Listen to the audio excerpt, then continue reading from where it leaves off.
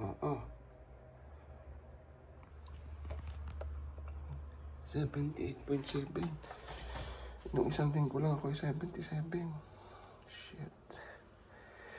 Kailangan nating magbawas. Shit. So mga tams, day 1. Kasi tumas masyadong timbang natin. Dapat talaga 70, 72 lang ako. Dati na mi-maintain ko na 75. Mahirap. Buka nating maibalik ko yung dati kong weight. Kung kakayanin. Tandaan nyo yung timbang natin kanina, 78. Almost 79 kilograms. Oh my goodness. Awit. Tatry natin na at least 4 to 5 times a week na maglalakad ako, magwo-walking ako. Pero yung yung intermittent, araw-arawin ko yun. Sana. Concerning. Lampas na tayo ng kalahati. Dito na tayo sa Union, yung padaling yan.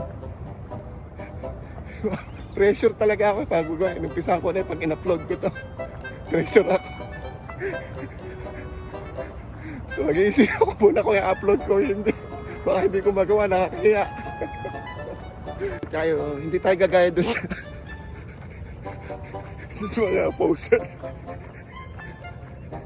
Nakakala mo yung tunay na nagpapapayat. Napapakita ko sa inyo yung tunay. Pero nasa tayo ngayon?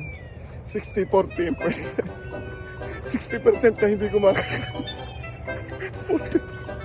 Ang baba na percentage po taga. Tapos saka tayo magtitimbang ulit after 1 week or 2 weeks. Hindi ko sigurado. So mga katams, mahigit na 2 linggo na. Lampas na nga. Sobra na.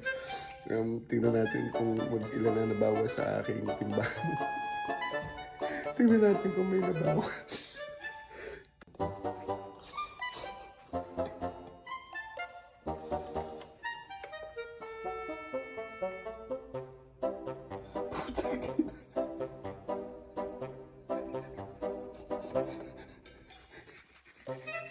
Basta makas pa rin.